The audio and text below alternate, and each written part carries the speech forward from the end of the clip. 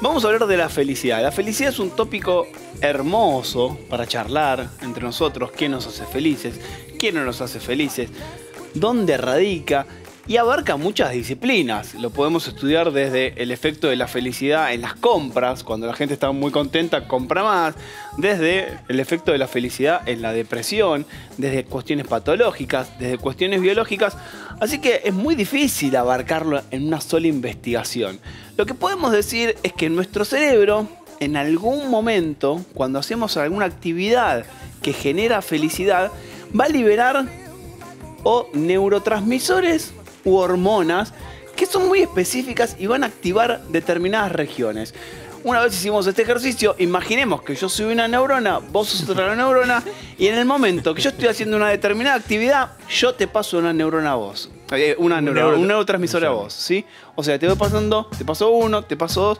En ese momento, esta actividad neuronal, que solamente son mensajes entre dos neuronas que se dan en lugares específicos de nuestro cerebro, genera esa sensación muy difícil de explicar, el bienestar. ¿Por dónde estaría ahí? Es la parte más basal del cerebro. Todo lo que está en la base de nuestro cerebro es la parte, lo que se dice, más vinculado a lo emocional o a lo animal o más primitivo.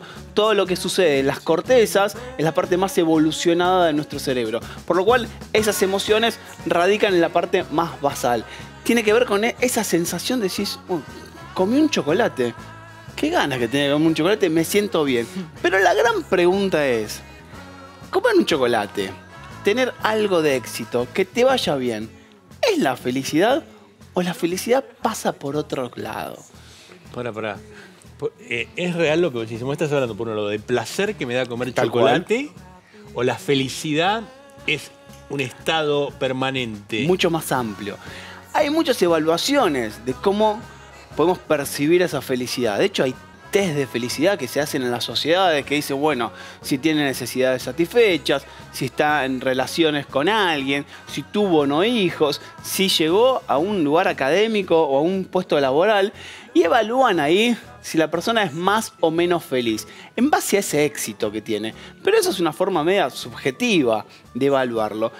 Para hacer una investigación en humanos, es muy complicado, porque los humanos somos todos distintos.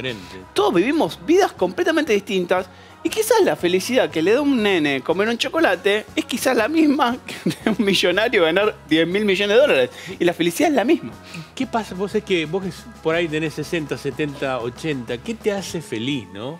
Porque la pregunta, el hecho de la sociabilización, como lo dijiste vos hace un rato, juntarte con amigos es fundamental. Estás en casa y decís, bueno, sé que me junto, voy a juntar, o voy al centro de jubilados, o voy al club del pueblo.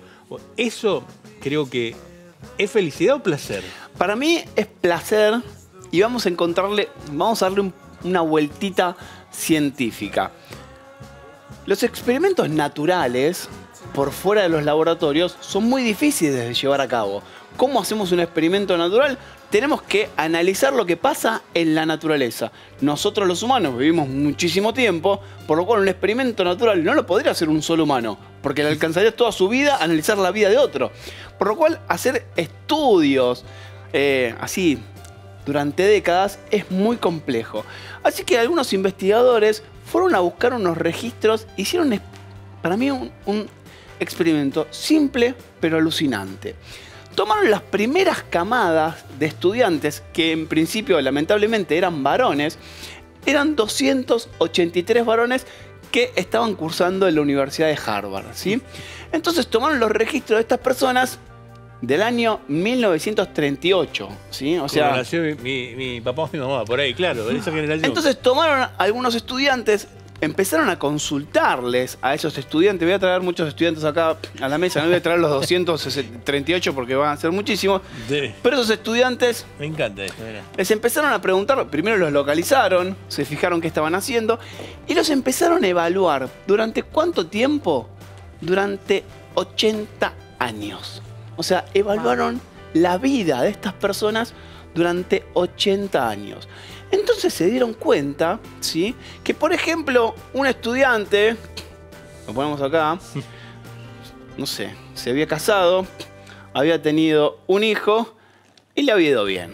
¿sí? Me encanta, está buenísimo. Otro estudiante se había casado, había tenido 3 hijos Me y encanta. le había ido muy bien.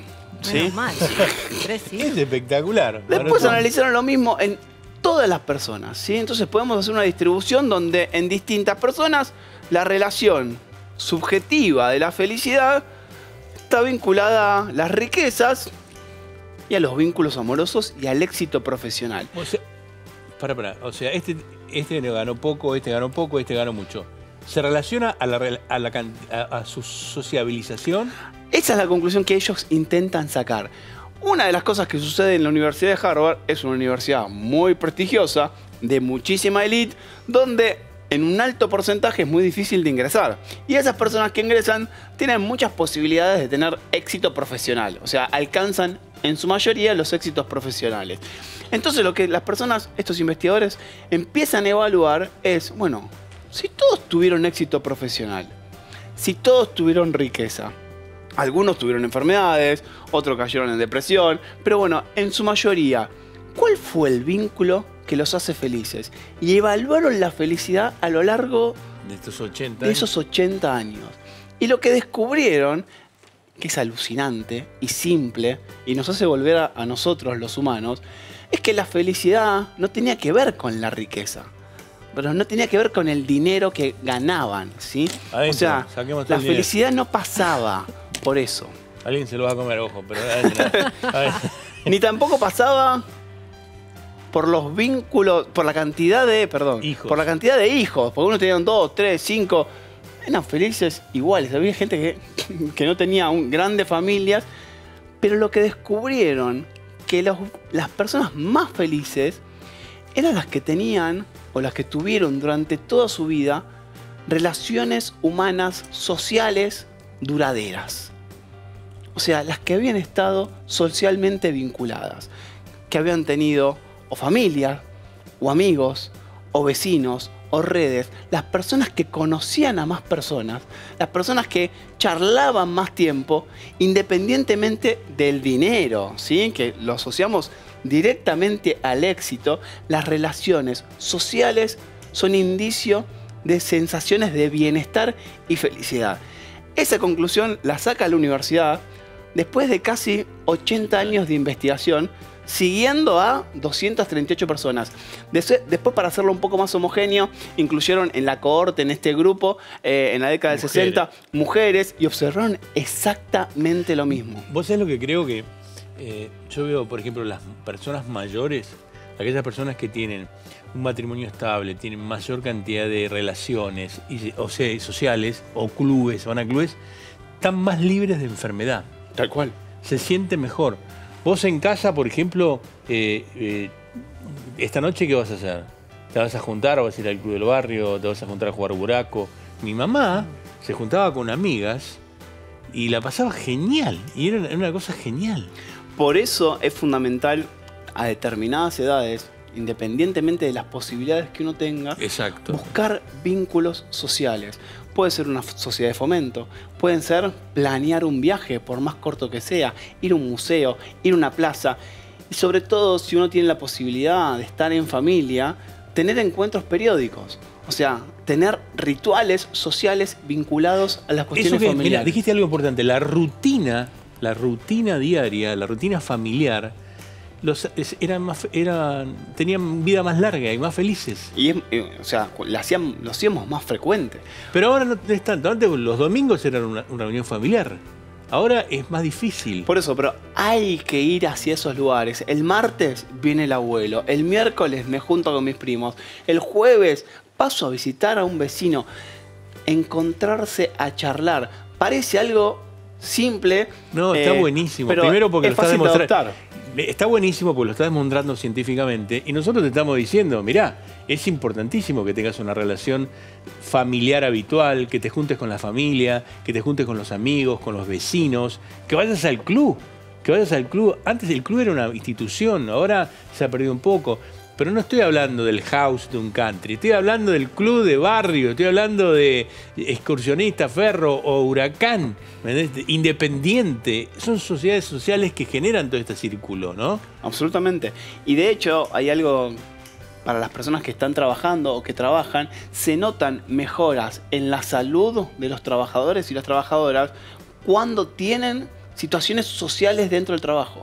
En la pandemia lo que vivimos por el Zoom o por las conexiones es que uno prendía el Zoom y arrancaba la reunión. O sea, hola, vamos a hablar de tal cosa, o arrancaban las clases. Entonces, el sistema educativo se volvió muy deteriorado y el laboral aún más, porque la vida de la universidad, la vida del trabajo, es en los pasillos.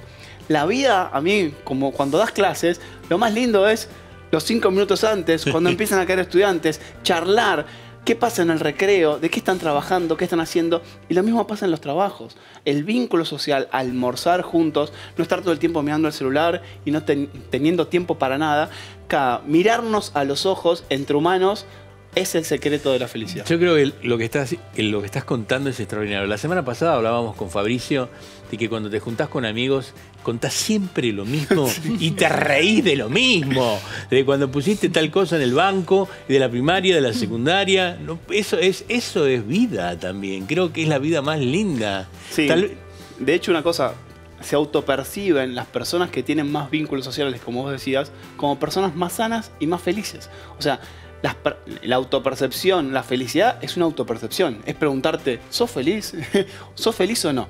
Entonces, esa autopercepción no solamente te da más posibilidades de tener más vínculos, sino te da más posibilidades de tener salud mental, menos problemas en la gestión de cuestiones económicas y sociales. Te voy a contar, a mí me vino a ver una señora de 88 años, cumple 89 en julio.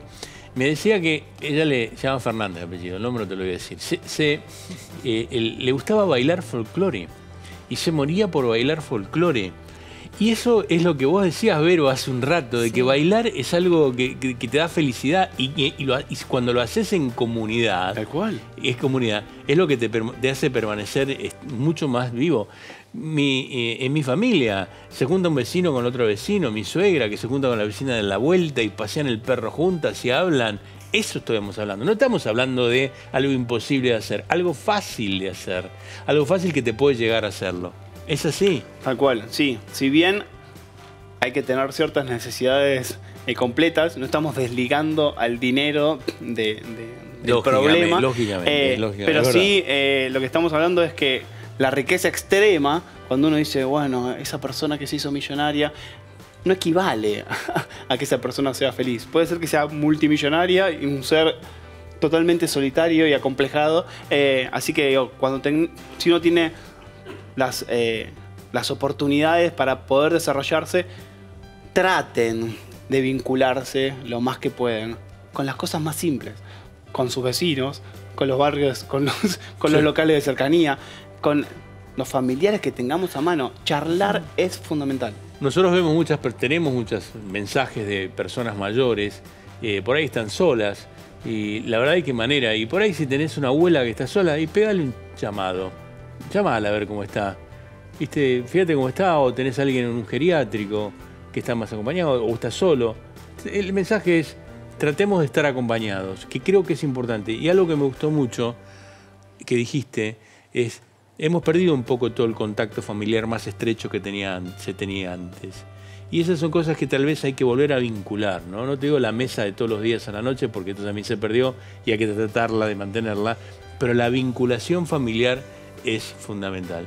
¿Y a vos te hace feliz jugar al fútbol con tus amigos? En realidad jugar al fútbol no, ver a mis amigas.